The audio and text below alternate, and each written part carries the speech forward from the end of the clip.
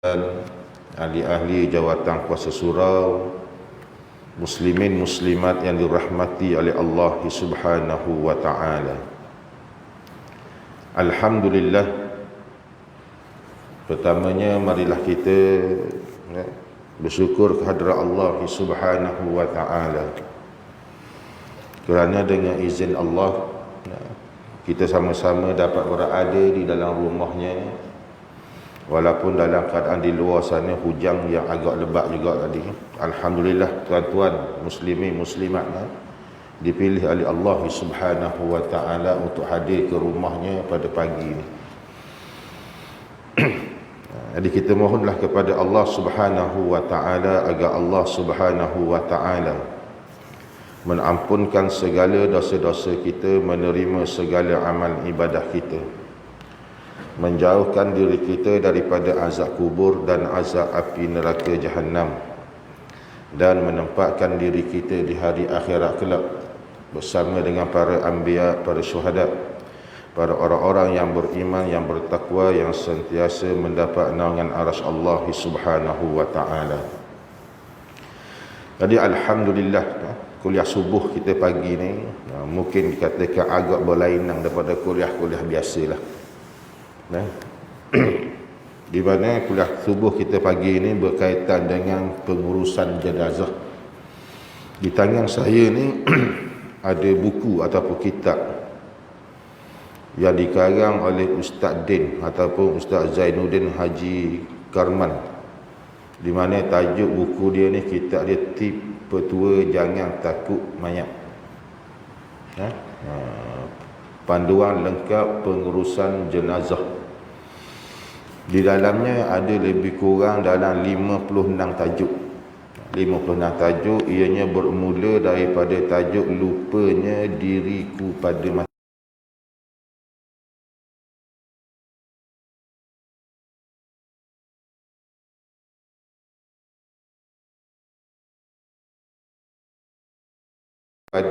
tentang pengurusan jenazah, daripada adab ziarah orang yang sakit, sehinggalah menceritakan juga tentang mayat khunsan, mayat pondan, mayat kembar siang, dan juga tentang mayat uzur. Mayat uzur ni seperti mana yang saya maklumkan dalam kuliah-kuliah yang lepas lah, termasuklah juga mayat yang mati kerana COVID. Dia termasuk dalam mayat yang uzur, mayat kronik. Ataupun satu lagi mayat yang dinamakan mayat kompos.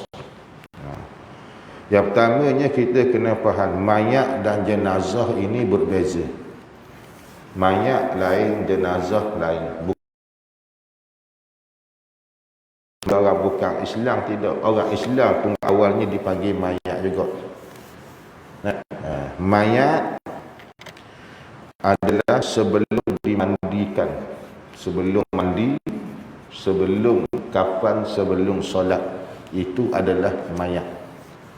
Setelah mandi, setelah kafan dan setelah solat, itu adalah jenazah.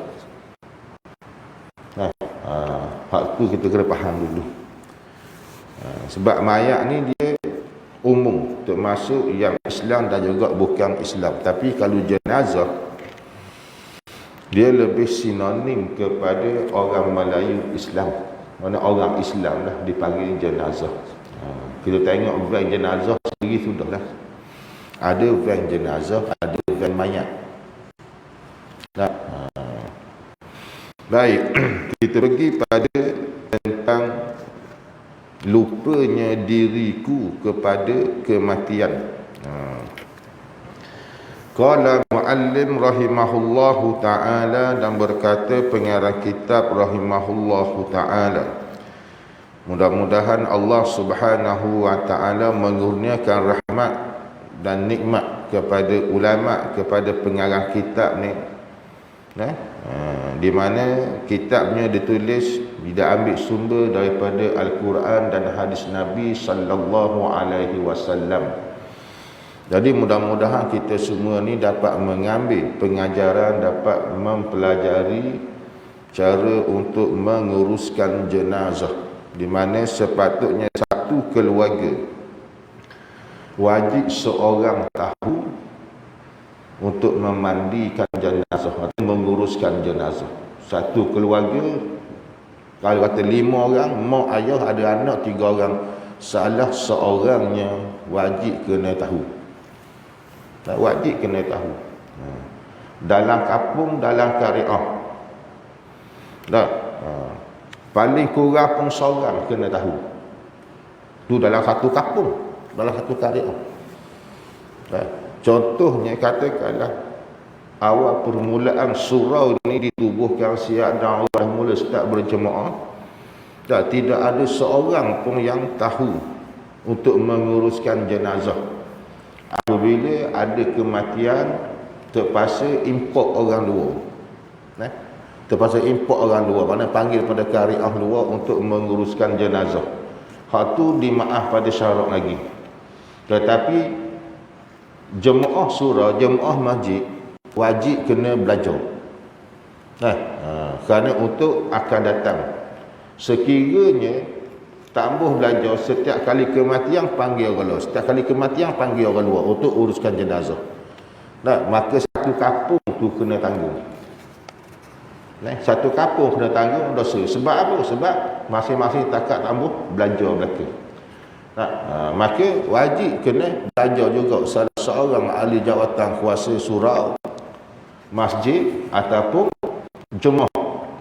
Paling kurang pun seorang kena tahu untuk menguruskan jenazah. Dia basicnya kena tahu tentang urusan jenazah biasalah, yang mati biasa. Kalau untuk jenazah, untuk pesakit kronik, jenazah yang mati kemalangan, yang mati kelaparan, hak tu kena belajar juga. Tapi hak yang paling basic tentang jenazah yang mati biasa ni, hak yang biasa diuruskan oleh surau-surau dan masjid. Baik. Allah Subhanahu wa taala menyebut di dalam Al-Quran, kullu nafsin za'iqatul maut. Tiap-tiap yang bernyawa pasti akan merasai mati. Surah Al-Imran. Mati ini bermaksud perpisahan roh dan jasad buat seketika. Apabila roh keluar saja daripada jasad, berpisah roh dengan jasad, maka itu adalah mati. Sebab kita hidup kerana adanya roh. Tak ada roh, kita ni tidak akan hidup. Kita ni akan mati seketika, di mana ketika kita berada di dalam kubur, roh kita akan dikembalikan.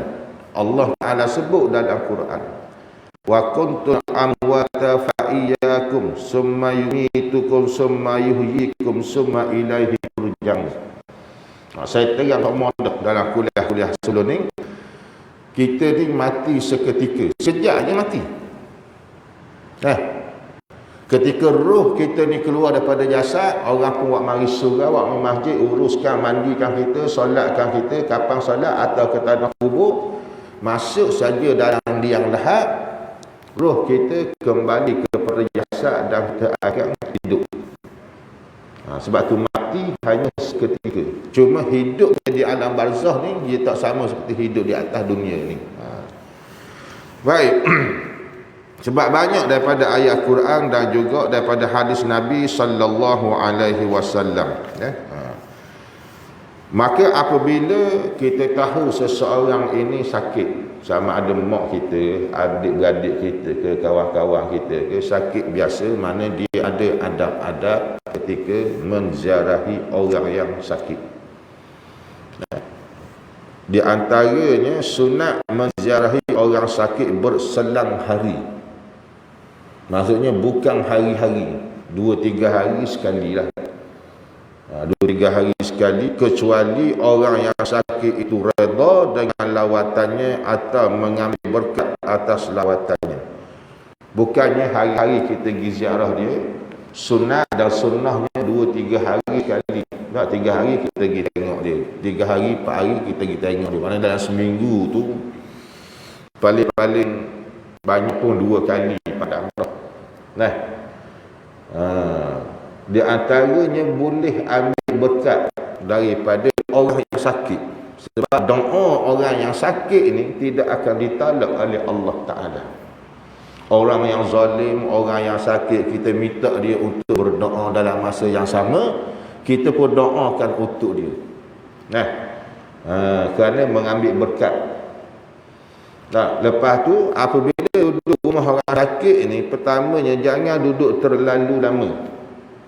Dan jangan juga menyusahkan keluarga pesakit. Ni kalau sakit biasa dah sakit yang buat. Tapi kalau kita pergi ziarah orang yang dalam keadaan saqarat, dalam keadaan nazak, sakit berat dah. Sakit berat. Kalau tengok dia sakit berat ketika itu, wajib ajarkan dia kalimah la ilaha illallah. Ajarkan dia kalimah la ilaha illallah. Dan membaca ayat-ayat Al-Quran, dan kita doakan dia macam yang saya sebut dalam kuliah maghrib kita sebelum ni, Allahumma inna ala saqaratil maut. Ya Allah, ringankanlah baginya saqaratul maut. Nah, doakan kepada orang yang sakit ni. Nah, untuk memudahkan dia dan membaca Al-Quran. Kerana sunat juga membaca Al-Quran kepada orang yang dalam keadaan sakit, orang yang dalam keadaan nazak. Kerana Al-Quran itu sendiri, apa hak yang kita faham dan fahami, Al-Quran itu adalah penawar. Paling kurang pun baca surah Al-Ikhlas. Kan kalau nak baca surah Al-Baqarah kan panjang sangat pula. Al-Baqarah ni kita faham sendiri dah.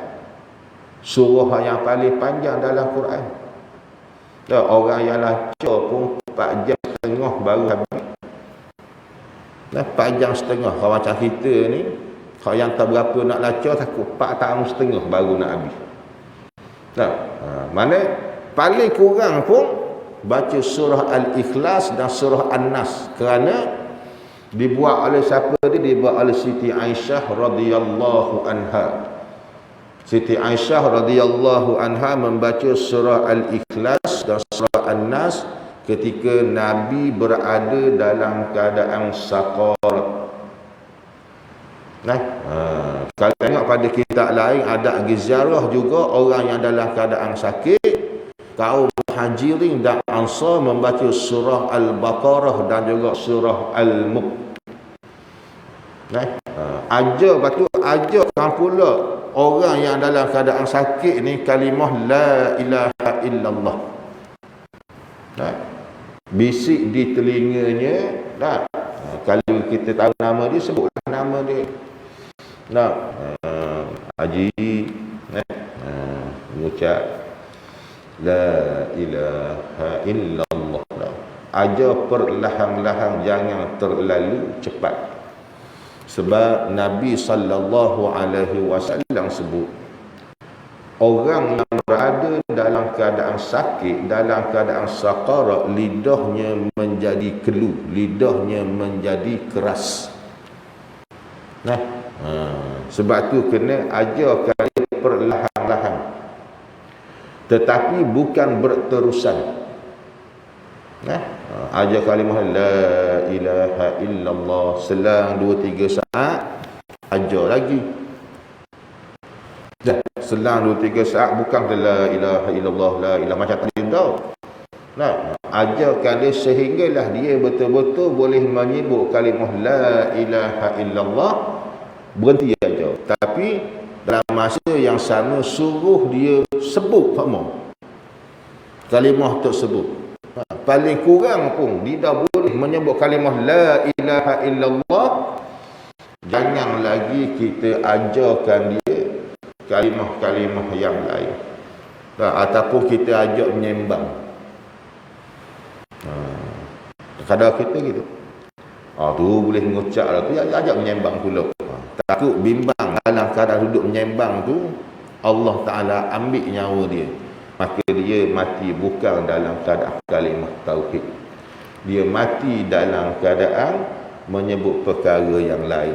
Kan takut duk sembang pasal getah ke kelapa sawit ke, boleh berapa tahun ni, bulan ni, tiba-tiba Allah Ta'ala ambil nyawa. Ajar kalimah la ilaha illallah ataupun asyhadu an la ilaha illallah. Takut panjang sangat, tapi la ilaha illallah. Cuma ada ulama mengatakan ajarkan saja kalimah la ilaha illallah, tak perlu sambung Muhammadur Rasulullah. Mana aja la ilaha illallah saja, sebab berdasarkan kepada hadis. Ulama hadis dan para ulama fuqaha, dia ambil daripada hadis Rasulullah di mana Nabi kata barang siapa yang hidupnya berakhir dengan kalimah la ilaha illallah, maka wajib syurga baginya. Maksudnya tidak perlu kita ajarkan dia kalimah Muhammadur Rasulullah. Sebab takut terlalu berat untuk dia menyebut kalimah tersebut, panjang sangat. Maka ajar kalimah la ilaha illallah pun sudah memadai, kerana dia berakhir dalam keadaan tiada Tuhan yang disembah melainkan Allah. Dan dia boleh mengucap dah la ilaha illallah, kita pun suruh dia teruskan menyebut kalimah tersebut, dan kita jangan ajak dia menyembah perkara yang lain. Dan dia boleh mengucap dah, dia pun menyebut sehinggalah nyawanya diambil oleh Allah. Dan kita nak tengok tanda-tanda kematian ni, bagaimana kita tahu dia ni mati? Kan apa? Ayah aku ni mati ke tidur? Saing aku ni mati ke tidur? Sebab ada orang mati seolah-olah seperti dalam keadaan tidur.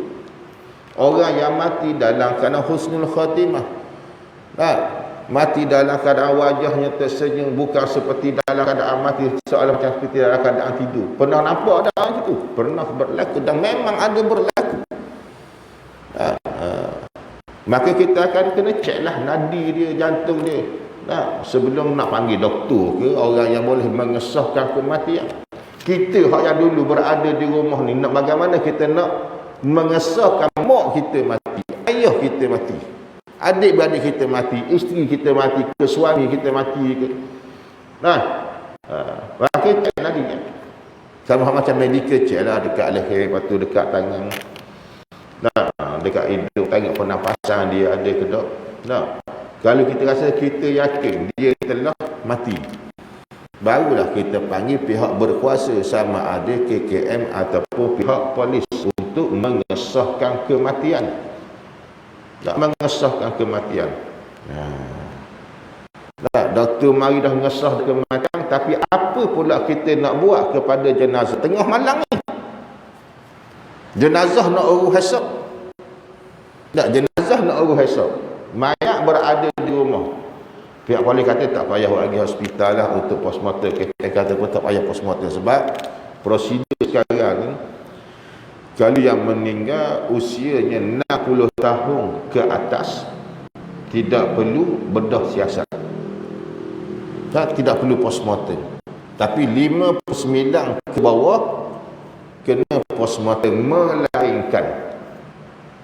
melainkan kalau dia ni memang ada penyakit jantung,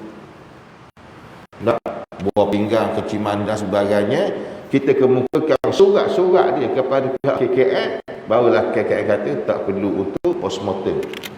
Tapi kalau kita dah tahu ayah dia sakit atau sakit menapa ataupun, maka KKN akan buat postmortem.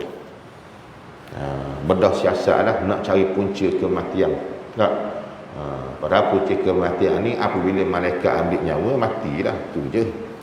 Cuma KKN ni nak mengesahkan, sebab nak tulis dalam CJ kematian tu, mati akibat apa, sakit jantung ke, saluran darah pecah ke, buah pinggang tidak berfungsi ke, macam-macam lah.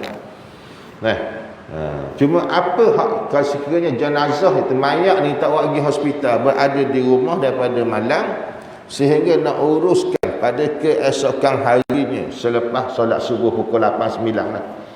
Dan apa anak beranak yang waris-waris yang patut lakukan kepada jenazah? Apa hal yang patut kita buat selepas kita ajar dah dia mengucap dan sebagainya, dia boleh mengucap dan meninggal? Apa hal yang patut kita buat? Ya? Yang pertamanya, buka pakaian dia. Nak buka pakaian dia, bersihkan najis-najis yang ada pada tubuh badan dia. Bersihkan najis yang ada di tubuh badan dia. Lepas tu, sementara nak tunggu tu, yang pertama juga, jangan tinggalkan bacaan Al-Quran. Dan jangan membiarkan mayat itu bersendirian. Kadang-kadang orang kita ni takut nak tidur sebelah mayat. Padahal mayat siapa dia? Mayat ayah kita, mayat mak kita. Tapi takut tengok. Pasal apa takut? Pasal mati. Pasal mati. Kalau kata cerita pengalaman saya pernah tidur dalam van jenazah, tempat yang letak mayat tu.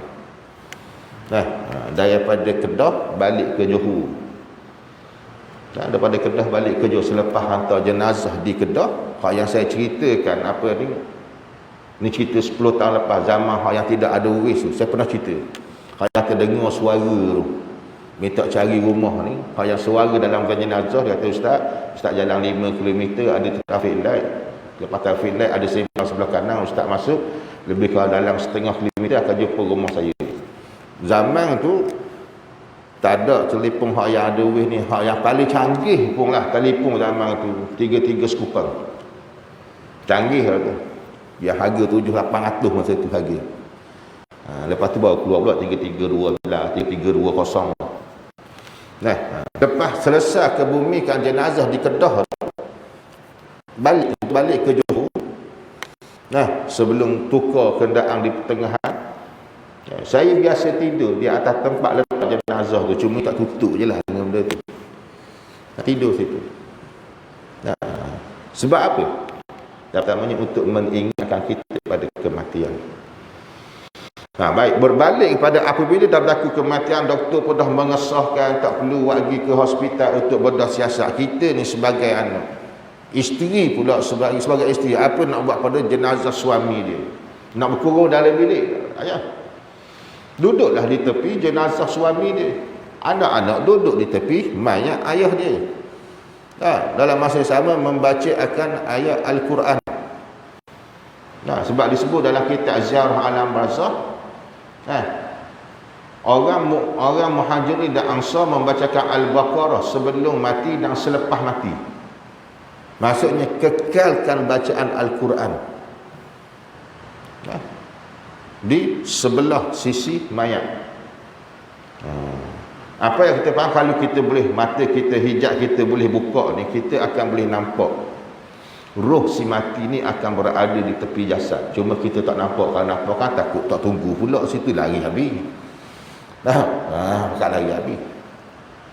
Sebab roh apabila keluar daripada jasad, naik ke langit, kemudian turun semula ke dunia dan berada di sebelah jasad. Dia akan tengok anak dia hak mana hak yang baca Quran untuk dia.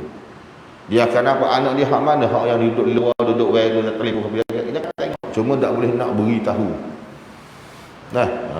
Jadi kita sebagai anak ni duduk di sebelah mayat ayah kita ke, mayat mak kita ke, membaca Al-Quran. Dalam masa yang sama, anak yang lain membersihkan tubuh si ayah ni, tubuh si mak ni. Kalau ada barang mah buang, jangan tangan buang, dan membersihkan najis yang ada pada tubuh badan si mati. Kalau ada mati dalam keadaan pakai seluar, dia buka seluar tu. Buka seluar dan gantikan dengan kain. Maksudnya tutup atas tu lah, atas tubuh si mati. Kalau ni mayat, tutup macam ni lah. Tutup macam ni. Tutup. Kain jangan terlalu tebal.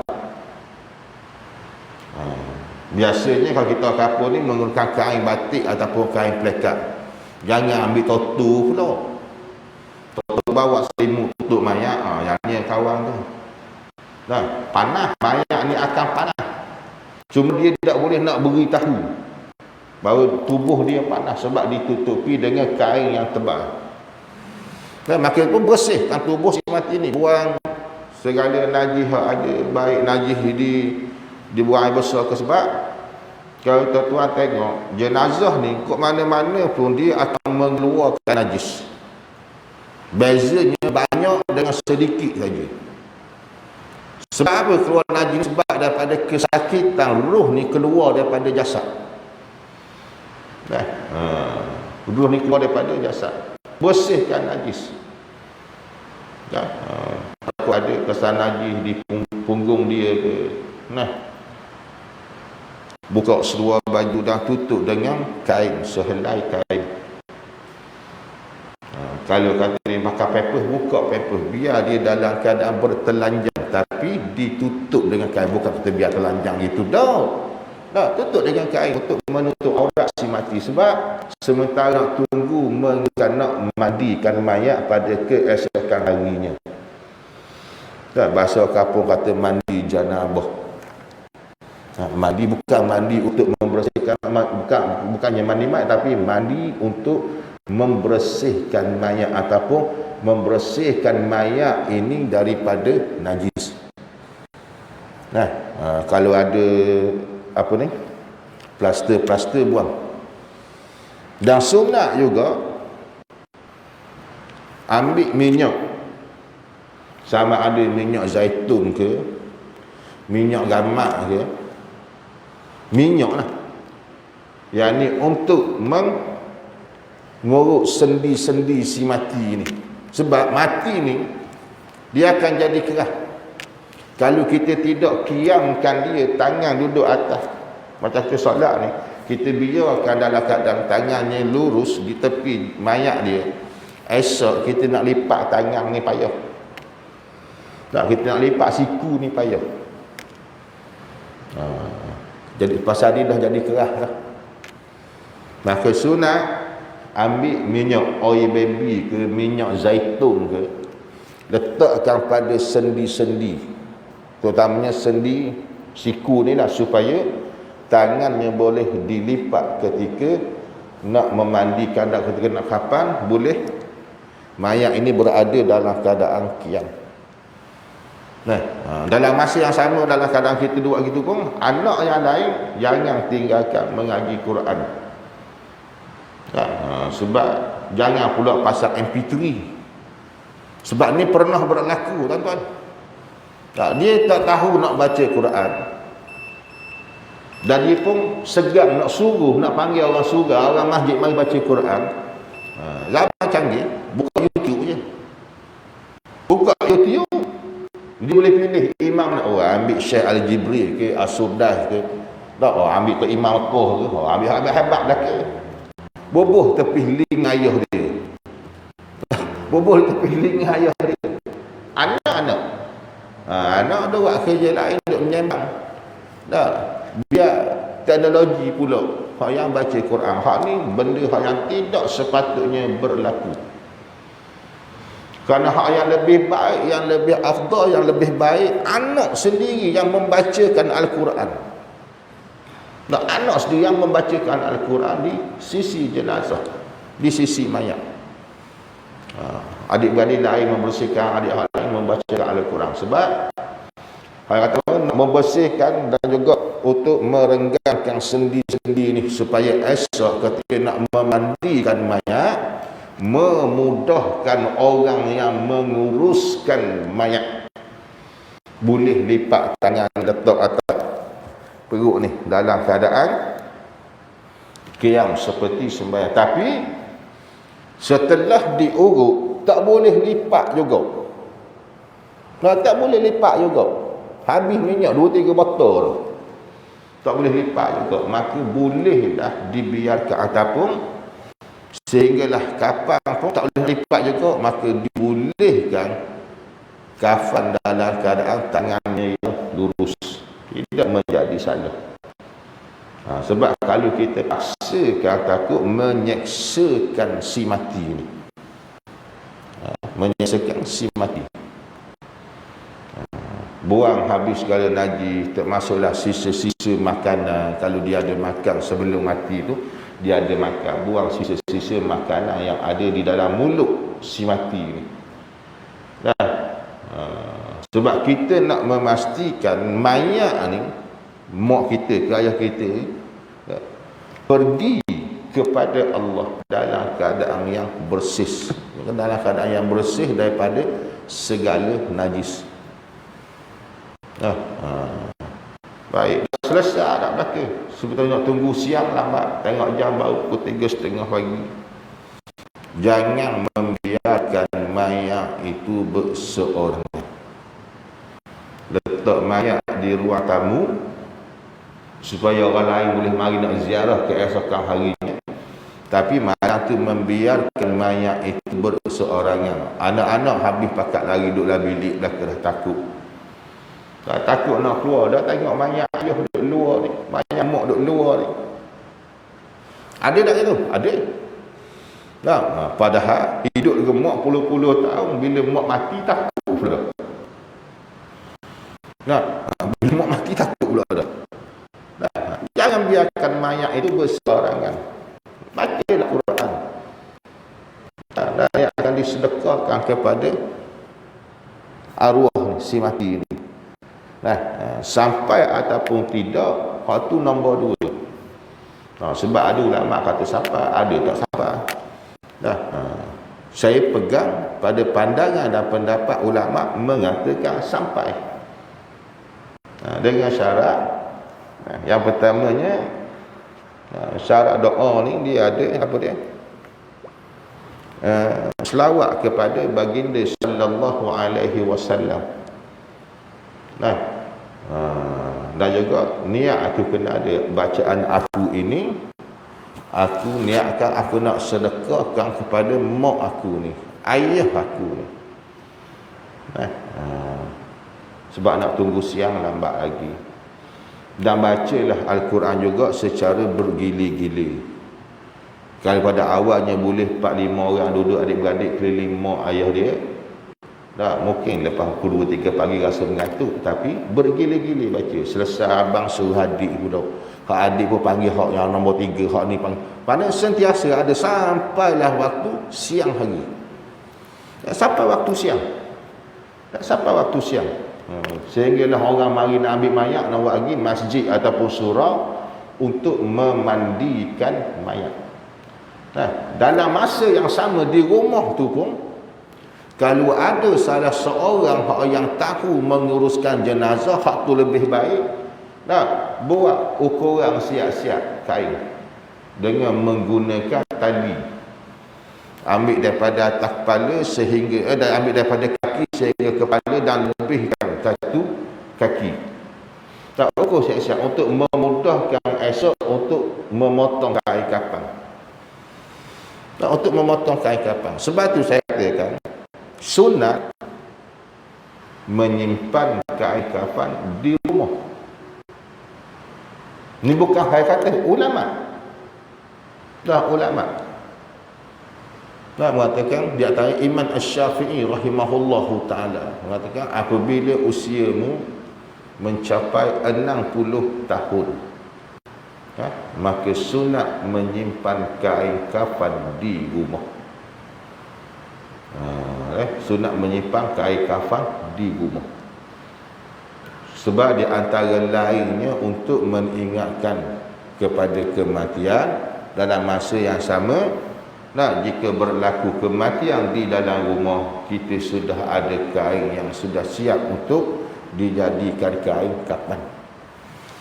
Sebab kadang-kadang mungkin anak-anak tak tahu ayah dia ni tidak daftar sebagai ahli khairat kematian. Sebab ada surah masjid dia tak nak terima. Tak nak terima jenazah ataupun mayat ni sebab tidak daftar khairat. Ada. Jangan kata ingat tak ada. Jangan kita ingat dah aku tak daftar pun masjid mesti jangan. Di sebelah Subang Jaya sudah 2-3 kali dah berlaku. Masjid tidak terima jenazah. Sebab apa? Sebab si mati ni tidak daftar ahli khairat. Terpaksa harta balik ke hospital dan minta hospital yang uruskan. Tapi nak ceritanya, ahli jawatan kuasa masjid daripada pengurusi, daripada nazir, siapa habis, siapa ke hak yang paling berukti sekali, siap tanggung dosa. Kena tanggung dosa. Tak? Dia daftar ataupun tidak, terima dulu, uruskan. Pasal pendaftaran tu boleh buat kemudian. Nah, terima dulu jenazah tu, uruskan dulu benda hak yang wajib nak kena buat ni. Sebab mandi ni wajib, kafan pun wajib, malahkan kalau tak ada kain kafan. Kan? Kerana kafan itu sebab masuk menutup aurat kepada si mati. Kan? Nak tunggu siap, nak hantar jenazah, tunggu kan jenazah nak mari ambil di rumah. Jadi anak-anak ni kena buat senaman kepada si mati untuk merenggang-renggangkan sendi, termasuklah siku, kepala lutut, sapukan minyak, supaya apa? Ketika memandikan jenazah nanti memudahkan orang yang memandikan si mati. Nak akad, nak buka kakak ke apa ke untuk meruat, kemudah. Kerana apa? Kerana kita telah merenggangkan sendi-sendi si mati ni. Baik, kita berbalik kepada orang yang dalam keadaan sakarat. Kita pergi ziarah, kita ajarkan dia kalimah la ilaha illallah. Hukum mengajarkan kalimah tahlil ini, dia ada wajib, dia ada sunat dan dia ada harus. Saya pernah jelaskan sebelum ni, harus kalau dia ni dalam keadaan sakit biasa. Maksudnya dia boleh bangun, boleh berjalan, boleh makan, cuma tak boleh nak berjalan jauh, nak mari surau jauh 50 km surau dia. Maksudnya nak berjalan kaki tak larat lah, walaupun surau dekat dengan rumah dia, melintah jalan apa, tapi nak berjalan ni tidak larat, tidak mampu. Dalam rumah tak ada masalah. Dia boleh jalan pergi kecing, berok, makan apa dalam rumah. Sebab dia hanya sakit biasa. Maka situ ulama meletakkan harus mengajarkan kalimah la ilaha illallah. Sunat apabila dia ni sakit, berada di tempat perbaringan. Tak nak makan, dia boleh bangun duduk atas katil. Nak pergi ke Ciberok, dia boleh pergi tandas walaupun dipimpin oleh anak-anak ke oleh isteri. Masih lagi boleh berbicara, dengar lagi orang bagi tahu apa-apa, masih dengar. Maka ketika itu sunat mengajarkan dia kalimah la ilaha illallah. Dan wajib apabila dia ni sudah berada dalam keadaan nazak. Dalam keadaan nazak wajib ajar. Kalau tak ajar, kita nak kena jawab di hadapan Allah Ta'ala pula. Jawab macam mana? Takut si mati ini dia akan dakwa di hadapan Allah. Dia akan dakwa di hadapan Allah, ya Allah, dahulu ketika aku berada dalam keadaan sakit, ada ramai yang datang menziarah aku dan ramai mengajarkan aku kalimah la ilaha illallah. Tapi ada seorang ni kawan aku, ya Allah, dia pun sebut nama fulan bin si fulan, dia hanya datang ziarah sahaja. Datang ziarah sahaja, tapi dia tidak mengajarkan aku kalimahmu, sehinggalah aku mati dalam keadaan tidak melafazkan kalimahmu, ya Allah. Hari ni aku nak dakwa dia. Maka Allah Ta'ala sebut nama orang tu, bangkitlah. Tak kena jawab di hadapan Allah Ta'ala. Tak, sebab saya tahu ni kan dalam keadaan sakaraat, dalam keadaan yang wajib kita kena ajar. Nah, kita kena aja. Sebab ramai orang yang hanya pergi ziarah. Nah, ramai orang yang hanya pergi tidak tengok pun kepada orang yang dalam keadaan sakit wa iman walaupun sudah mati. Nah, mari rumah si mati tapi tak tengok mayat. Duduk bawah kemah. Nah, kena kopi O dengan biskut mayat. Pasal biskut dia ni limited edition. Nah, tanya orang mati dia ada. Nak biskut mayat. Nah, kalau tak ada kematian, tak ada biskut tu. Nah, saya pun tak tahu bagaimana orang bagi nama biskut mayat ni. Kekal siapa kali lama dah benda ni tau. Tapi kekal apa kali ni biskut mayat. Mungkinlah sebab ada mati kematian saja biskut ni baru ada. Tak ada kematian, tak ada pun. Nah, ramai yang hanya datang tapi tak tengok mayat. Sebab tu Imam Asy-Syafi'i rahimahullahu ta'ala, dia tulis dalam kitabnya, dalam kitab larangan mendirikan kemah di rumah si mati. Larangan mendirikan kemah di rumah si mati. Sebab apa? Takut jadi macam ni. Hanya datang untuk lepak, untuk menikmati makanan, kemudian balik tanpa menziarahi si mati yang ada di atas rumah. Tanpa menziarahi si mati. Ini yang berlaku sebenarnya. Sepatutnya kita dah memang nak pergi ziarah, kita naiklah atas rumah dia, masuk dalam rumahnya dan tengok mayat.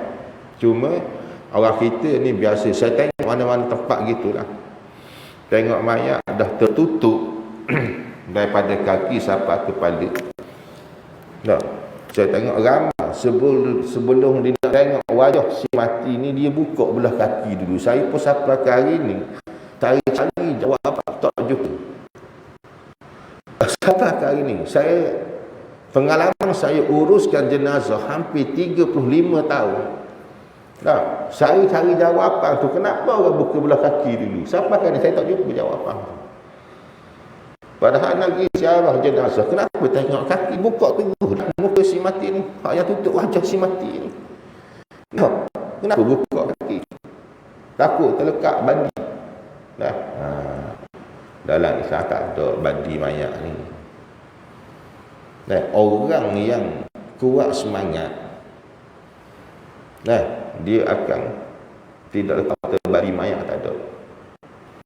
Orang terlekat bandi mayat lah apa. Bagi saya, hampir 35 tahun saya uruskan jenazah, saya tidak pernah pun kata kena bandi mayat. Abang balik atau ustaz, malam boleh tidur tau. Sebab uruskan mayat saya tidak. Elok je saya tidur. Tak, boleh lena je tidur. Orang terlekat bandi mayat. Tengok, buka belah kepala ni, nak tengok si mati dan sedekahkan paling-paling kurang pembacaan Al-Quran selain Fatihah. Macam mana yang sebutkan tadi ni, paling kurang surah Al-Ikhlas dan juga surah An-Nas. Surah An-Nas bacakan dan hadiahkan kepada si mati. Kalau kita boleh baca Quran, baca. Tapi harus jangan sesekali kalau ada waris-waris si mati ni dia nak pasang MP3 ke YouTube ke, jangan bagi. Jangan bagi. Suruh dia baca apa yang dia mampu, sebab tidak ada ketetapan mana-mana surah untuk dibacakan di sebelah mayat. Bacalah mana-mana surah sekalipun, tidak menjadi salah. Tidak menjadi salah. Pasal kita ni, apabila berlaku kematian, dia tak lari daripada surah Yasin. Sebelum mati pun duduk di sebelah orang yang ada keadaan azab pun surah Yasin. Selepas mati pun surah Yasin juga. Daripada dulu sampai ke hari ni. Nah, seolah-olah macam bacaan surah Yasin satu ketetapan apabila berlaku kematian. Padahal mana-mana surah pun boleh baca. Tak, mana-mana surah pun boleh baca. Nah, jangan buat satu ke, tapi inilah kesilapan orang kita. Cuma apa yang tak tengok, surah Yasin sebabnya mudah untuk dibaca. Nah, dan mudah untuk orang ikut. Nah, padahal bacalah mana-mana surah sekali pun tidak menjadi salah. Nak baca Fatihah saja pun boleh juga. Baik, muslimin muslimat yang dirahmati oleh Allah Subhanahu wa taala. Baik, berbalik kepada tadi, ziarah orang sakit. Ziarahlah orang sakit pada waktu yang sesuai. Jangan ziarah waktu dia tidur, waktu dia makan atau waktu dia bersama keluarga. Sebab kita bab adab ziarah ni, kita pun kena jaga jugalah. Ziarah orang sakit dan ziarah orang mati. Begitu ziarah orang yang mati, kita ni orang dua pergi rumah si mati, jangan kita minta makan. Jangan kita minta makan. Sedangkan mayat masih lagi berada di dalam rumah, kita pergi ziarah, kita minta air secawang, nak ambil air secawang minta. Imam Asy-Syafi'i kata hukumnya adalah haram. Bukan saja Imam Asy-Syafi'i, termasuk imam-imam mujtahid yang lain, hukumnya adalah haram meminta makanan ataupun minuman di rumah si mati. Kerana hak yang boleh orang kata tak boleh makan minum di rumah si mati kalau mayat masih lagi berada di rumah. Betul lah. Hak yang tak boleh makan mayat. Tapi anak si mati boleh makan tak? Boleh. Isteri si mati boleh makan tak? Boleh. Mana ahli keluarganya sahaja. Orang lain tak boleh. Jiran-jiran, kawan-kawan tak boleh. Kalau yang boleh hanya ahli keluarga sahaja. Dah kalau pak saudara, mak saudara, anak sepupu, sepapak, sepipik, tak boleh. Pak saudara duduk jauh, mak saudara duduk jauh. Nak hak meninggal mana Kuala Lumpur, mak saudara, pak saudara tu duduk di Terengganu, duduk Johor, mari nak ziarah sebab nak tengok anak saudara dia mati. Dia pun minta makan, tak boleh juga. Sebab hak yang boleh hanya dalam rumah tu, keluarga tu saja. Kalau kata hak yang mati ni suami, isteri si mati ni boleh, anak si mati ni pun boleh makan dalam rumah tu, dia boleh masak, boleh buat apa, boleh, semua boleh. Tapi hanya untuk keluarga dia saja, orang luar tak boleh. Cuma sebaiknya hak macam mana Nabi sebut, buatlah makanan dan hantarkan kepada keluarga si Jaafar. Maksudnya jiran-jiran tolong masak dan hantarkan makanan di rumah si mati ni. Hak tu yang betul. Cuma hak yang dalam rumah tu, kalau dia nak masak, nak makan, minum, hanya untuk keluarganya sahaja. Orang luar tak boleh. Walaupun pak saudara dia ke mak saudara dia tak boleh juga. Tapi orang kita ni lah salah faham. Pergi rumah si mati, tengok ada makanan, pakai nak rembak je. Masuk dapur, walaupun rumah nak ada, masuk dapur, ambil makanan tu, ambil yang ni untuk makan, tak boleh. Hukumnya adalah haram. Walaupun air putih, air masak secawang, hukumnya adalah haram juga. Ni bukan saya kata, tak disebut dalam kitab Furu'ul Masa'i Syekh Al-Fatani. Syekh Al-Fatani tulis dalam kitabnya, hukumnya adalah haram meminta makanan di rumah si mati. Meminta makanan di rumah si mati. Dan kitab pun ada tulis. Meminta makanan di rumah si mati. Tapi inilah orang kita buat. Jangan kita menyusahkan keluarga si mati. Baik. Dah selesai ziarah, kalau kita nak pahala 2 qirat, nah, kita tunggulah sehingga jenazah itu dikebumikan. Kalau hanya kita pergi ziarah, nah, sehingga dia mandi, sehingga dia kafan, nah, kita pun balik sebab tak sempat nak solat, ada urusan lain, maka dapat 1 qirat. Tapi kalau kita tunggu sampai habis, dapat 2 qirat. Dan sebab itulah dalam Islam mengatakan sunat, kalau jiran kita mati, sunat kalau kita ni orang bekerja, sunat ambil cuti. Sunat ambil cuti. Kalau jiran sebelah kita meninggal dunia, jenazah berada di rumah, kita ni bekerja, tak, sunat telefon ke majikan, telefon ke bawah, saya nak cuti hari ni kerana jiran rumah saya ni baru saja meninggal dunia dan saya nak uruskan jenazah dan nak tolong apa yang patut kepada keluarga si mati. Ataupun kata tak boleh buat, tak boleh, tak, kena datang kerja juga, maka tanyalah keluarga si mati ni, jenazah ni siapa pukul berapa, nak solat pukul berapa, lepas zuhur ke sebelum zuhur ke.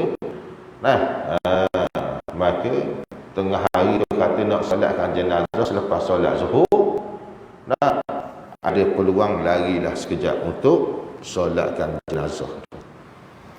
Nah, sebab kalau kita solatkan jenazah orang, maka orang pun apabila kita mati esok-esok, orang pun turut akan menyolatkan jenazah kita. Baik, muslimin muslimat yang dirahmati oleh Allah Subhanahu wa taala.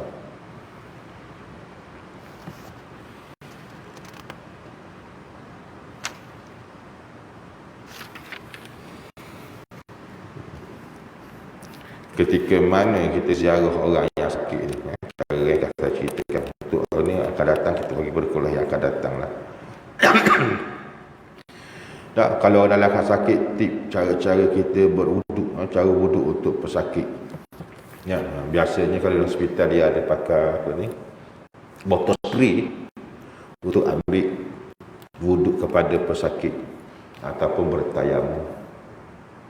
Pesakit boleh bertayamum. Nah, kerana dah boleh nak berjalan kita dan sebagainya, dia bertayamum. Ataupun paling mudah sekarang ni, gunakan spray yang dibantu oleh anak dia ke isteri dia, ambil gunakan spray, boleh sembuh jadi tangan, muka, tangan anggota yang wuduk ni lah. Dan pastikan juga kalau orang yang sakit ni, biarlah dia ni sentiasa dalam keadaan berwuduk. Sentiasa dalam keadaan berwuduk. Kerana apa? Pada kurang pun dia mati dalam keadaan dia ada air wuduk. Mati dalam keadaan dia ada air wuduk. Maka Allah Subhanahu wa taala, kita fahamlah, disebut banyak hadis, orang yang dalam keadaan berwuduk ni di hari akhirat kelak, 7 anggota badan dia ni akan sentiasa bercahaya, kesan daripada air wuduk dan kesan daripada tempat dia anggota sujud. Inilah Nabi kata, ini adalah umatku. Inilah adalah umatku. Sebab Nabi kenal umatnya yang akan datang dengan melihat kesan air wuduk yang ada pada tubuh badan kita nanti.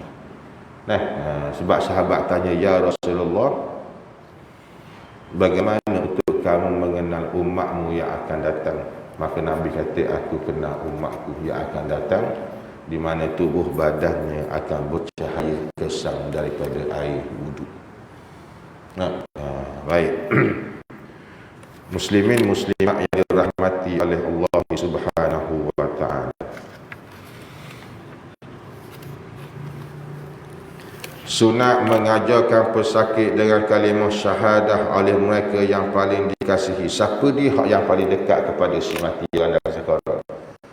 Suami kalau dia sakit, hak yang paling afdal mengajarkan kalimah la ilaha illallah adalah anak ataupun isteri.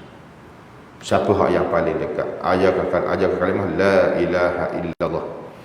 Nah, sebab jika orang yang sakit tersebut dalam keadaan nazak dan tidak dapat meluahkan ucapan tetapi matanya mampu melihat, maka jadikan jari atau tangan sebagai isyarat sambil kita mengucapkan syahadat tunjuk dia. Tak boleh nak cakap, hanya mata je boleh gerak. Tunjukkan isyarat menggunakan jari supaya dia ni dapat melafazkan kalimah la ilaha illallah. Nah, walaupun dalam hati dia boleh buat isyarat tunjuk tangan, bermaksud dia ni mati dalam kalimah la ilaha illallah. Jangan tergopoh-gapoh dan terlalu rapat, maksudnya jangan kerak sangat aja, supaya apa, diajarlah dia dengan keadaan yang baik, supaya dia tidak terlalu cepat. Ajar perlahan-lahan, ajar la ilaha illallah, selang 2-3 minit, selang 2-3 saat baru ajar lagi.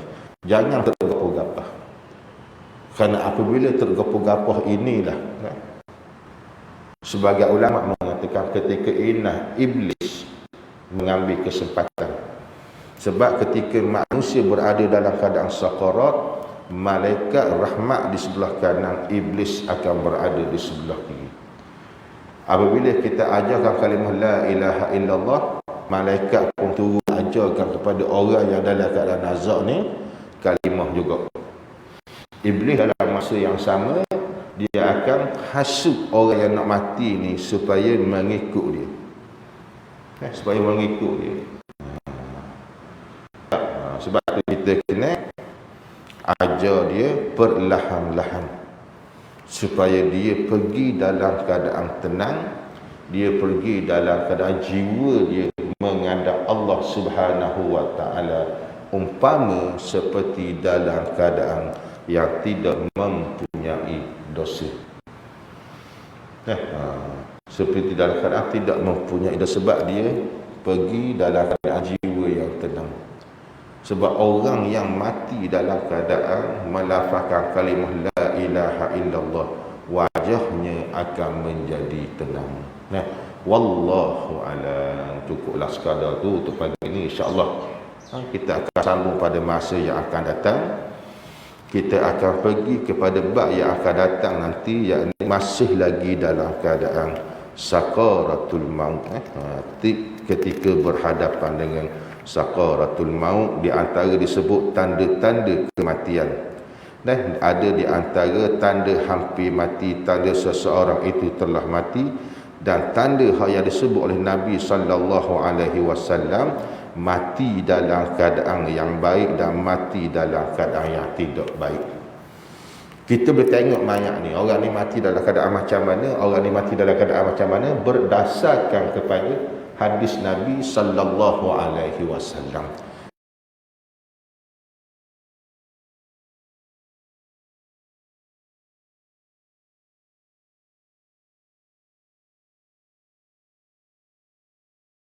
Kalangan ahli waris, kita tahu untuk menguruskannya. Sebab ianya fardu kifayah dan wajib salah satu keluarga, dalam satu keluarga seorang wajib kena tahu, supaya ahli keluarga yang lain terlepas daripada dosa. Wallahu a'lam.